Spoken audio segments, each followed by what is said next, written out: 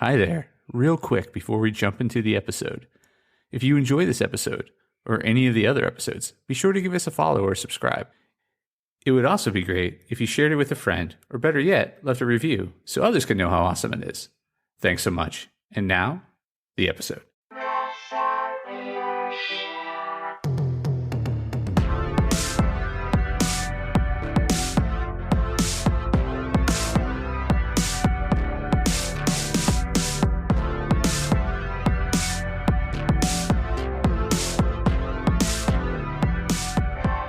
Hey there, Press Starters, and welcome to the Press Start Leadership Podcast, the podcast about game-changing leadership, teaching you how to get the most out of your product and development team and become the leader you were meant to be.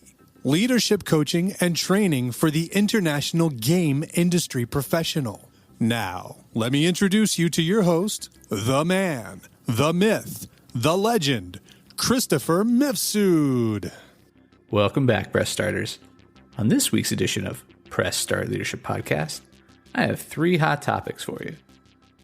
How to unleash the real you, keys to getting the job you want, and 3 quick ways to design your game. First up, 5 secrets to unleash the real you. Unlearn and unleash. How to unlearn who you've been told to be so you can unleash who you're meant to be. Many spiritual teachers encourage us to unlearn the person we're told to be, so we may become the person we are.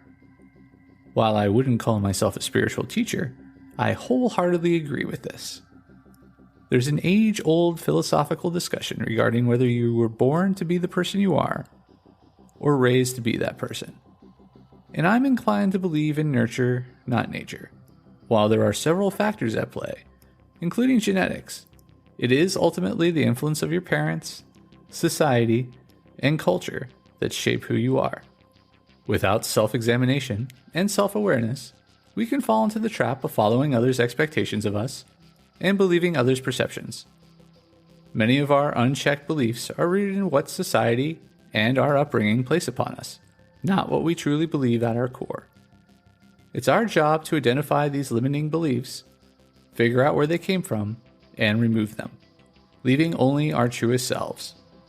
Spoiler alert, it may not be what your parents said you should be. So, just how do you go about unlearning and unleashing your true self? Here are 5 secrets to unleash the real you. 1.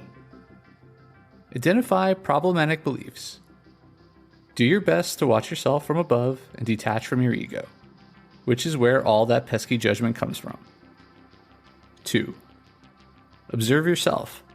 Try meditating and seeing yourself in the moment, actually being the observer. 3. Be observed.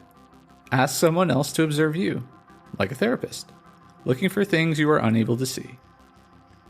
4. Find the underlying motivation. When you find beliefs that don't feel right, dissect them. Ask yourself, why do I believe this? Is this who I want to be? 5. Find new ways of thinking. Study other cultures and find ways of thinking that are different from yours. Be open to everything and attached to nothing. To find your true purpose, you first have to find trust by removing doubt, shame, and limiting beliefs. Life is better, more enriching, and more joyful when you can break through these burdens. As humans, we are meant to become lighter and freer as we age, mirroring those childhood attributes. So stop worrying about society and other people's expectations and unleash who you're meant to be. Ready to unleash the real you? Press start. I hope you enjoyed 5 secrets to unleash the real you. Let me know. Alright, next up, 4 keys to getting the job you want. Try and try again. Are you an aspiring leader, ready to break into the next level of your career? Applying for a new job? If you're ready to move up, it likely won't be a straight shot. Just like any good video game, obstacles in your way may take some time to figure out. This is why you get multiple lives. The only way to achieve long-term success is to try and try again. Here's a crash course on using persistence to get what you want. 1. Learn and earn the skills. Once you name your goal, figure out what it takes to achieve, gain the experience, and be prepared when the opportunity arises. How do you do that? 1. Shadow someone who already does the job. 2. Take classes. 3. Find a mentor. 4. Practice the role you want, plus the one you already have, of course. Number 2. Let other people know you're interested. People often think they'll get recognized purely for doing the work, only to be disappointed when nobody offers them the role they want. How do you change this? 1. Tell people what you want. They can't read your thoughts. 2. Be proactive. We live in an individual-centric world, so advocate for yourself. Number 3. Don't lose hope. You won't get every job you apply for. This is just life, so don't lose hope. It happens to everyone. But what should you do when it happens? 1. Find out why if you can. 2. Learn how to improve and be better prepared next time. 3. Remember that everything happens for a reason. 4. Let yourself fail once in a while and allow yourself to lick your wounds. Number 4. Consistency and perseverance are key. Sometimes not getting the job you want, or even losing the one you have, can be devastating. Remember, 1. It's not luck. It's hard work. There's a Peter Dinklage quote that reads, "I hate that word lucky. It cheapens a lot of hard work." 2. If you get hit with a fireball, you get another life. Keep going. Have you taken a tumble? Are you ready for a fresh start? Try my one-on-one coaching today.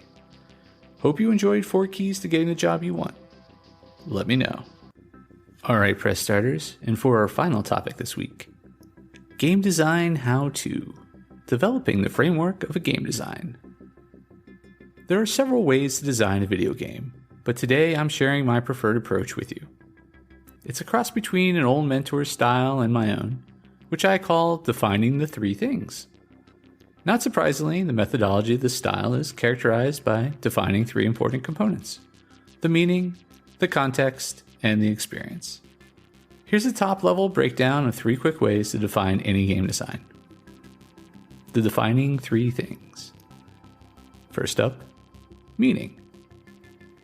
Set the theme of the game and the overall feel. It's what you would read on the back of a box. Second, context. Sets the visual and conversational tone of the game. Like a verbal vision board, it helps the artists and writers do their thing. Third, experience. Sets the gameplay of the game. A building guide for the developers. When you set up the defining 3 things, it helps you do several key, things. First, it sets the vision of the game on multiple fronts, unifying your team around one concept. Second, it becomes a litmus test for decisions. And third, it's a reminder of what the game actually is throughout the throes of production. So how does it work? It's pretty simple. Start by brainstorming with a team of designers, writers, editors, etc. Decide which ideas you like, hammer out each piece together, and finalize it while you're all in the same room. You want to make it as airtight as possible, so each defining thing is usually only a few sets of concise sentences. Here's a real-life example from a game that I worked on, Dexter, the game. Meaning. Using his killer instincts and his skills as a blood-spattering analyst, Dexter Morgan struggles to solve crimes and appease his dark passenger. Central to his character is the Code of Harry, which requires him to kill only those who deserve it, cover his tracks, and maintain the mask of normality to those around him. Context. Bikini-filled beaches, Cuban pork sandwiches, and a crime scene on every corner. Miami is a perfect place for Dexter to hone his murderous craft. The game moves between dark and light, both in scenery and in emotions. Sun-drenched streets and bright neon lights provide a setting for Dexter's official crime solving, while the seedy back alleys provide cover for the dark passenger. It's a perfect playground for murder. Miami is tainted, sweltering, and dirty. Tired trophy wives sleep with the pool boys, and Havana gangs chop stolen cars on every block. Angry cops snark and snipe at criminals and each other, barely skirting brutality and illegality. Through it all, Dexter swims like a crocodile, skimming the dregs off the bottom where they disappear forever. Experience. Dexter is a mystery game emphasizing investigation and problem solving. As Dexter, the player will analyze crime scenes, uncover evidence, and choose which brand of justice best suits the situation, the courts, or the dark passenger. The effectiveness of every choice and interaction revolves around the Code of Harry. Only kill the guilty, maintain the mask, and above all, don't get caught. Ultimately, everyone likes to work differently, and you have to find the design method that works best for you. Perhaps it's the 3 C's, or game pillars, or a combination of multiple styles. That said, give the defining 3 things a try.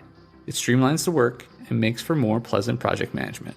At the very least, when someone comes to you with a crazy-ass idea like, hey, let's give Dexter an arm cannon like Mega Man, you can point back to your defining 3 things and save yourself a headache. Want less headaches in your work life? Press start. And there you have 3 quick ways to define any game design. Let me know what you think and if you have a favorite methodology for grading games. All right, Press Starters. That's this week's episode of Press Start Leadership Podcast. Thanks for tuning in, and as always, thanks for being awesome. Give us a follow, a like, a share, and even a review if you feel like it. We'd really appreciate it. Cheers. If you haven't downloaded my free ebook, 5 Heroic Leadership Skills, click on the link in the description. Tune in next week for your next episode of Press Start Leadership Podcast. Thank you.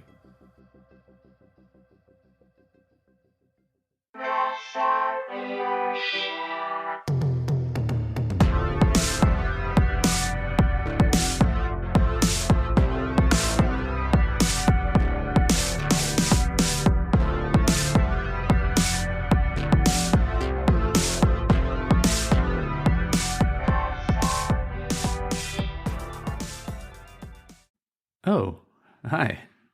And the episode's over, but thanks for sticking around till the end. Be sure to check out more episodes in the playlist and new episodes every week on Monday. Follow or subscribe so you never miss an episode. Don't forget to leave a review. Thanks again for being awesome.